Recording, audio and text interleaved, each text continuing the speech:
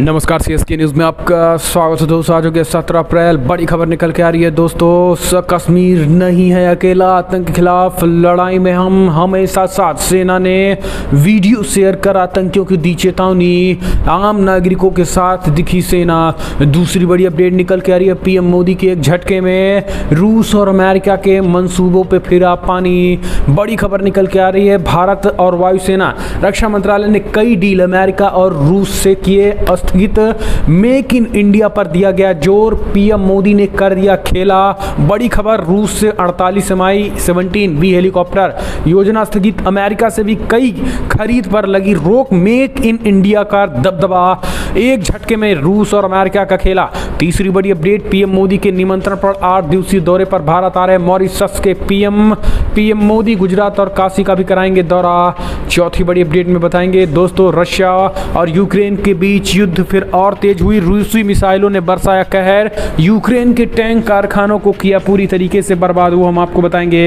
इस बीच रशिया ने ब्रिटेन पे लगाया प्रतिबंध, ब्रिटेन प्रधानमंत्री बोरिस जॉनसन की एंट्री पे लगी बैन। पुतिन ने की जवाबी कार्रवाई, यूक्रेनी दौरा किए थे ब्रिटेन के पीएम, वो हम आपको बताएंगे।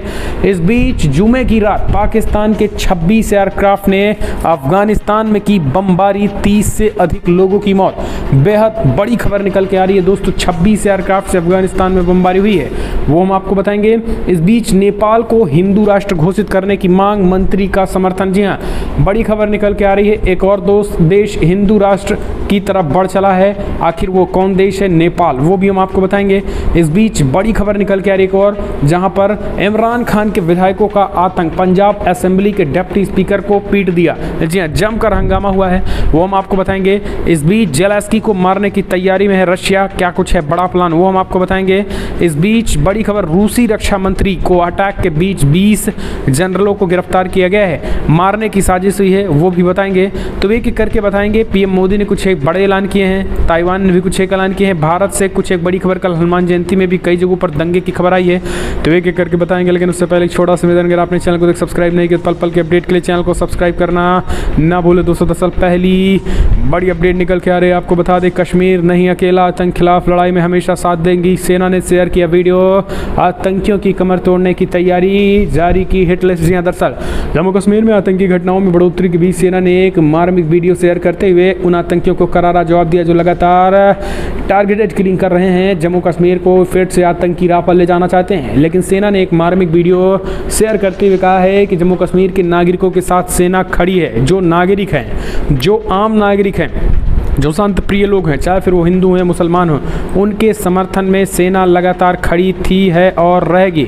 लेकिन जो लगातार हालात ख़राब कर रहे हैं उन पर शिकंजा कसा जाएगा। तो सेना ने वीडियो जारी किया है और वीडियो के माध्यम से ये बताया है कि हम कैसे आम लोगों के साथ हैं, थे और रहेंगे। और आतंकियों की हिट लिस्ट भी तैयार हो गई है। प्रधानमंत्री नरेंद्र मोदी के दौरे से ठीक पहले हिट लिस्ट तैयार हो चुकी है और पीएम मोदी 24 तारीख के जाएंगे। उससे पहले 10 से 15 आतंकियों को सफाई का पूरी तरीके से, यानी उन्हें 72 हड़ों के पास भेजने की तैयारी हो चुकी है। अगली अपडेट, अहम फैसला, रूस से 48 Mi-17V हेलीकॉप्टर खरीदने की योजना स्थगित, तो वायुसेना का मेक इन इंडिया पर दिया जोर। जी हाँ, दरअसल सरकार द्वारा स्वदेशीकरण को बढ़ावा दिए जाने की योजना के तहत भारतीय वायुसेना ने रूस से 48 अतिरिक्त Mi-17V5 माध्यम लिफ्ट हेलीकॉप्टर खरीदने की योजना स्थगित कर दी गई। भारत ने लगभग 10 साल पहले रूस के साथ 80 Mi-17V5 की खरीद के लिए समझौते पर हस्ताक्षर किए थे, जिन्हें सेना में धीरे धीरे शामिल किया गया। इन 48 विमानों को वायुसेना और अन्य विमान एजेंसियों में शामिल करने की योजना थी, जो अब इसे नहीं किया जाएगा। ये बड़ी खबर निकल के आ रही है, आपको बता दें, रशिया और अमेरिका को पीएम मोदी ने बड़ा झटका दिया है। और हम कह सकते हैं कि ये झटका नहीं बल्कि उभरते भारत की ताकत है, मेक इन इंडिया की ताकत है। जो पीएम मोदी ने मेक इन इंडिया आज से 5 साल पहले सपना देखा था, और जो 5 साल पहले मेक इन इंडिया की जो शुरुआत आज से पहले की गई थी, वो कहीं ना कहीं अब उसका रंग देखने को मिला। यही कारण है वायुसेना को मेक इन इंडिया के जरिए जो है वो ये सारे हेलीकॉप्टर मिल जाएंगे और भारत जो है मेक इन इंडिया का डंका भी बजेगा, पैसा भी भारत नहीं जाएगा। और जो है वो कहीं ना कहीं रूस और अमेरिका से रक्षा निर्भरता भी कम होगी। अमेरिका से भी कई हल्के इक्विपमेंट है, 100 ऐसे प्रोडक्ट पे अमेरिका से भी लेने पे प्रतिबंध लगा दिया गया है। यानी 100 ऐसे प्रोडक्टों को, 100 ऐसे हथियारों को जो है रोक लगा दिया है मोदी सरकार ने, जो अमेरिका से नहीं खरीदा जाएगा, जो अभी तक खरीदा जा रहा था। वो आत्मनिर्भर भारत के तहत, मेक इन इंडिया के तहत जो है वो भारत में ही बनेगा। तो दोस्तों हम इसे कह सकते हैं कि ये प्रधानमंत्री मोदी के ही ताकत है जो कहीं ना कहीं एक तरीके से आत्मनिर्भर भारत के तहत ये काम हो रहा है। भारत MI-17 B5 और MI-17 हेलीकॉप्टर बेड़े के सबसे बड़े ऑपरेटरों में से एक है और यहाँ तक देश के राष्ट्रपति और प्रधानमंत्री सहित VVIP उड़ान के लिए इनका उपयोग होता रहा है और यही कारण है कि अब ये भारत में बनेगा। एक और अपडेट लेते हैं दोस्तों। मॉरिशस के प्रधानमंत्री प्रवीण कुमार जगन्नाथ आज पहुँच रहे हैं भारत। PM मोदी ने दिया था खास आमंत्रण। दरअसल मॉरिशस के प्रधानमंत्री प्रवीण कुमार जगन्नाथ अपनी पत्नी कोविता जगन्नाथ के एक उच्च स्तरीय प्रतिनिधिमंडल के साथ रविवार से शुरू होने वाली 8 दिवसीय यात्रा पर भारत पहुंचेंगे। बता दें मॉरिशस के प्रधानमंत्री भारतीय PM मोदी के खास निमंत्रण पर भारत आ रहे हैं। विदेश मामलों ME के हवाले से समाचार एजेंसी ANI ने इस संबंध में जानकारी सार्वजनिक करते हुए कहा है, अपनी यात्रा के दौरान जगन्नाथ अगले मंगलवार को जामनगर में WHO global centre for traditional medicine के ग्राउंड ब्रेकिंग सेरेमनी के साथ PM मोदी के साथ बुधवार को गांधीनगर में global Ayush investment and innovation summit में भाग लेंगे। हम चलते हैं और अपडेट लेते हैं दोस्तों। बड़ी खबर, क्यूबा टूटा, रूसी मिसाइलों का कहर यूक्रेन के टैंक कारखानों को किया तबाह। रूसी विमानों पर मिसाइलों ने शनिवार को यूक्रेन की राजधानी की ओर लतीव पर कहर बरपाया है। डोनेस्क, लुहांस्क और मारियोपोल में भी रूसी सेना के हमले जारी हैं। काला सागर में युद्धपोत मॉस्को के डूबने के बाद रूसी सेना घोषणा कर अपने हमले का दायरा बढ़ाया है और ये एक बार फिर से पूरे यूक्रेन में हमले कर रही हैं। यूक्रेन और अमेरिका के मिसाइल हमले से रूसी युद्धपोत के डूबने की बात कही जा रही है। तो दोस्तों इसके बाद आपको बता दें लगातार रशिया भी ताबड़तोड़ अटैक कर रहा है और एक तरीके से तैयारी रूस ने भी कर दी है और फिर से यूक्रेन पर हमले तेज कर दिए। एक और update, British PM Boris Johnson की रूस में एंट्री बैन, पुतिन की जवाबी कार्रवाई। दरअसल रूस ने ब्रिटिश PM बोरिस जॉनसन की देश में एंट्री पर प्रतिबंध लगा दिया है। रूसी सरकार ने UK के प्रतिबंधों के जवाब में यह कार्रवाई कर डाली है। समाचार एजेंसी FP ने रूस के विदेश मंत्री के हवाले से बताया है कि पश्चिमी देश समेत ब्रिटेन और अमेरिका द्वारा रूस पर लगाए गए प्रतिबंधों के जवाब में यह कार्रवाई की गई है। इससे पहले रशिया अमेरिका के शीर्ष नेताओं की एंट्री पर प्रतिबंध भी लगा चुका है। गौरतलब है कि ब्रिटिश प्रधानमंत्री बोरिस जॉनसन ने हाल ही में युद्धग्रस्त यूक्रेन का अचानक दौरा किया। इस दौरान उन्होंने रूसी हमलों से तबाह कीव का जायजा लिया है। जनरल ज़ेलेंस्की के साथ कीव की सड़कों पर घूमते हुए भी दिखाई दिए थे। एक और अपडेट, बड़ी खबर निकल के आ रही है। जुमे की रात पाकिस्तान के 26 एयरक्राफ्ट ने अफगानिस्तान में की बमबारी, 30 से अधिक लोगों की मौत। दरअसल रूस यूक्रेन युद्ध के बीच पाकिस्तान ने अफगानिस्तान के 2 शहरों को एयर स्ट्राइक कर दी है और इन हमलों में 30 से अधिक लोगों के मारे जाने की खबर है, जिनमें कई महिलाएं और बच्चे भी शामिल हैं। इंटरनेशनल मीडिया रिपोर्ट्स के मुताबिक शुक्रवार रात को पाकिस्तानी एयर स्ट्राइक ने अफगानिस्तान के खोस्त और कुनार प्रांत पर हवाई हमले किए गए हैं। स्थानीय लोगों ने बताया है कि पाकिस्तानी एयरक्राफ्ट ने खोस्त प्रांत के स्पूरा जिले की गाँव में तबाही मचाई है। इन हमलों की पुष्टि तालिबान के प्रवक्ताओं की ओर से भी की गई है। दोस्तों आपको बता दें, तालिबान माना जा रहा है कि लगातार जब से इमरान खान सत्ता से गई हुई है तब से और उससे पहले भी इमरान खान सरकार थी तब भी तालिबान और पाकिस्तान के बीच जंग जारी है। यानी हम कह सकते हैं कि तालिबान इस समय पाकिस्तान के लिए मुसीबत बन बैठा है, पाकिस्तान के लिए एक तरीके से महामारी बन चुका है तालिबान और पाकिस्तान की अब मुश्किलें बढ़ती नज़र आ रही हैं। आप कमेंट के माध्यम से अपने सुझाव देना ना भूलें। हम चलते हैं एक और अपडेट लेते हैं दोस्तों। बड़ी खबर निकल के आ रही है, जहां एक और देश हिंदू राष्ट्र की तरफ बढ़ा। नेपाल को हिंदू राष्ट्र घोषित करने की मांग को मंत्री का समर्थन, जनमत संग्रह का लिया जा रहा सहारा। दरअसल नेपाल को हिंदू राष्ट्र घोषित करने की मांग का समर्थन करते हुए सरकार के पर्यटन की संस्कृति मंत्री प्रेम मेली ने कहा कि ज़्यादातर लोग इसके समर्थन में हैं। यहाँ विश्व हिंदू फेडरेशन की कार्यकारी परिषद की 2 दिवसीय बैठक का उद्घाटन करते हुए उन्होंने ऐसी मांगे की हुई हैं। आपको बता दें जिसमें वो कहीं ना कहीं एक तरीके से रचनात्मक भूमिका निभाएं। बैठक में Nepal, Bharat, Bangladesh, Sri Lanka, Malaysia, America, Germany और ब्रिटेन समेत 12 देशों के 150 से ज़्यादा प्रतिनिधि भाग ले रहे हैं। आपको बता दें ये जो चीज़ें निकल के आ रही हैं वो कहीं ना कहीं एक तरीके से आने वाले समय में हिंदू राष्ट्र की तरफ नेपाल बढ़ रहा है। ये चीज़ें कहीं ना कहीं नेपाल में भी आवाज़ें उठने लगी हैं कि अब आप नेपाल को हिंदू राष्ट्र घोषित करो, और यही कारण है कि अब नेपाल में ये चीज़ें जो हैं वो तेज़ी के साथ हो रही हैं। हम चलते हैं और अपडेट लेते हैं दोस्तों। बड़ी खबर निकल के आ रही है जहां पर इमरान के विधायकों का आतंक। पंजाब असेंबली के डिप्टी स्पीकर मजारी पर फेंका लोटा, एक बार फिर बाल खींचकर कर दी पिटाई। अब आप समझ लीजिए लगातार हमले हो रहे हैं। दरअसल आपको बता दें, बड़ी खबर निकल के आ रही, पाकिस्तान में इमरान खान की पार्टी पाकिस्तान तहरीक इंसाफ के विधायकों की गुंडागर्दी सामने आई है। दरअसल पड़ोसी मुल्क की पंजाब प्रांत की विधानसभा शनिवार को जंग के अखाड़े में तब्दील हो गई है। पीटीआई विधायकों ने सदन के डिप्टी स्पीकर दोस्त मोहम्मद मजारी के साथ मारपीट की, और घटना तब सामने आई जब मजारी पंजाब के मुख्यमंत्री के चुनाव के लिए बुलाए गए सत्र की अध्यक्षता करने पहुंचे थे। जानकारी के मुताबिक सत्ताधारी दल के सांसदों ने पहले मजारी पर लोटा फेंका और उन पर हमला कर दिया। तो अब आप समझिए पाकिस्तान का असेंबली, और पाकिस्तान के असेंबली में भी आतंकियों का बढ़ चढ़ कर बोलबाला है, और लगातार पाकिस्तान की असेंबली में भी आतंकी भरे पड़े हैं। हम चलते हैं और अपडेट लेते हैं दोस्तों। बिग ब्रेकिंग एक और निकल के आ रही है। जेलेंस्की की हत्या करना चाहता है रशिया। बड़ी खबर, कहा वो खुद भी नहीं बचेंगे अगर हम कुछ हुआ गया तो। दरअसल रूस और यूक्रेन बीते 52 दिनों से जंग लड़ रहे हैं, और युद्ध जो है अपनी निर्णायक भूमिका में पहुंचने वाली है, क्योंकि लगातार हालात बेहद खराब हो चुके हैं। आपको बता दें, इस बीच यूक्रेन के राष्ट्रपति व्लादिमीर जेलेंस्की ने यूरोपीय देशों पर आरोप लगाया और कहा है कि जो देश रूस से तेल खरीद रहे हैं वो दूसरों के खून से सनी कमाई कर रहे हैं। राष्ट्रपति जेलेंस्की ने बीबीसी को दिए इंटरव्यू में कहा है, मारियोपोल में दसियों हजार लोगों की मौत हुई है। हमारे पास जानकारी है कि दसियों हजार लोग मारे गए हैं, और उनके अलावा कई लोग लापता भी हो गए हैं। हमें पता है कि उनके दस्तावेजों को बदल दिया गया है, उन्हें रूसी पासपोर्ट दिए गए हैं, और रूस में कहीं ले जाया जाएगा, और उन्हें कुछ लोगों को वहां राहत कैंपों में ले जाया गया है, कुछ लोगों को दूसरे शहरों में ले जाया जा रहा है, और हमें भी मारने की साजिश की जा रही है। लेकिन इतना याद रखें, रूस हमें जान से मार सकते हैं पर वो खुद जिंदा नहीं बचेंगे। तो ये यूक्रेन की राष्ट्रपति का बड़ा ऐलान। हम चलते हैं और अपडेट लेते हैं दोस्तों। बिग ब्रेकिंग निकल के आ रही है। इस बीच श्रीलंका में गृह युद्ध की तैयारी। अब पुलिस और सेना भी सरकार के खिलाफ उठाने लगी आवाज़। जी हाँ, इस वक्त की बड़ी खबर आपको बता दें, श्रीलंका में महंगाई और आर्थिक संकट को लेकर सरकार के खिलाफ विरोध प्रदर्शन और भी अधिक तेज से होने लगा है। आम लोग, वकील, खिलाड़ी के बाद अब पुलिसकर्मी भी अपनी आवाज़ बुलंद करने लगे हैं।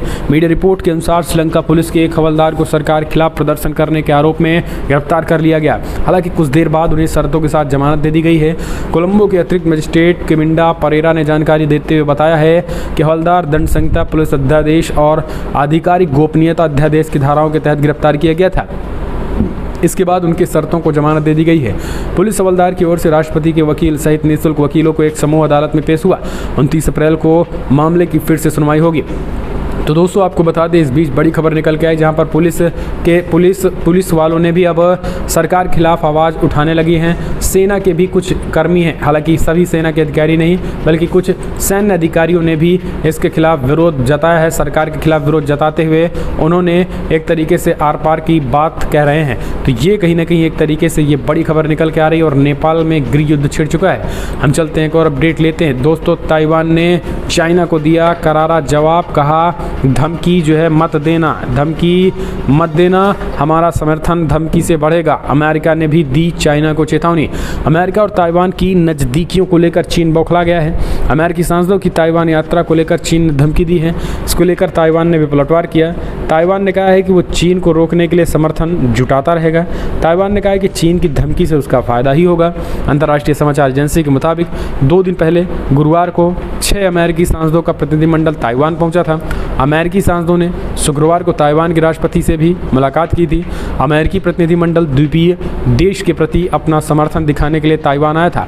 अमेरिकी सांसदों के दौरे से चीन बौखलाया हुआ है, और चाइना का कहना है कि अमेरिकी प्रतिनिधिमंडल की ताइवान यात्रा दोनों देशों के बीच चल रहे तनाव को कम करेगी।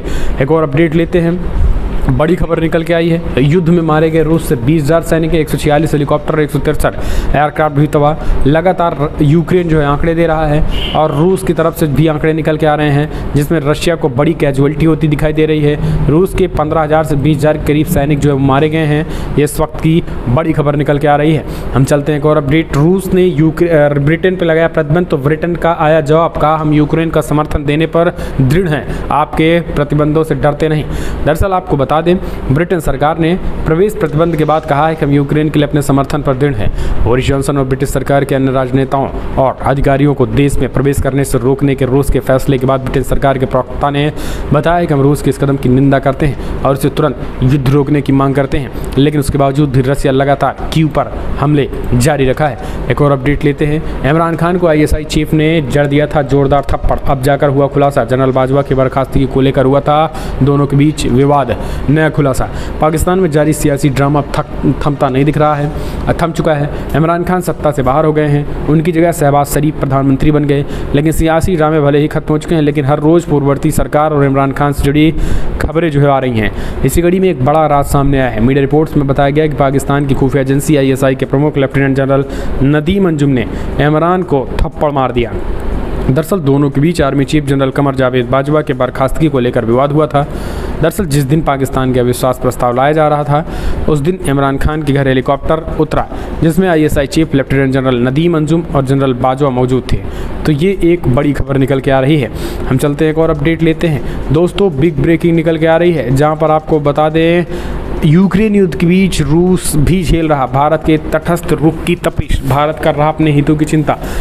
यूक्रेन युद्ध मामले में भारत की विदेश नीति नए रूप से सामने आई है। पहली बार भारत ने दुनिया के हित की जगह अपने हितों को तरजीह दी है। भारत के तटस्थ रूप से अमेरिका सहित कई पश्चिमी देश असहज हैं, जबकि बूचर नरसंहार की निंदा कर भारत ने रूस को भी संदेश दे दिया है। भारत दुनिया को बार बार संदेश दे रहा है कि वैश्विक मामले में ताकतवर देशों की खेमेबंदी से उलझने के बदले उनकी अपनी प्राथमिकताओं पर भी हित में देखा जाएगा। युद्ध की शुरुआत अब भारत कूटनीतिक जमावड़ा का हिस्सा बना है। America, Britain, Russia, China, Australia सहित कई देशों के प्रतिनिधियों ने भारत का दौरा किया। इन देशों के जरिए अलग अलग देशों का मकसद भारत को अपने हित में इस्तेमाल करना था। हालांकि भारत ने स्पष्ट किया कि यूक्रेन युद्ध के संदर्भ में अपने हितों और विचारों को अनुरूप ही निर्णय लेगा।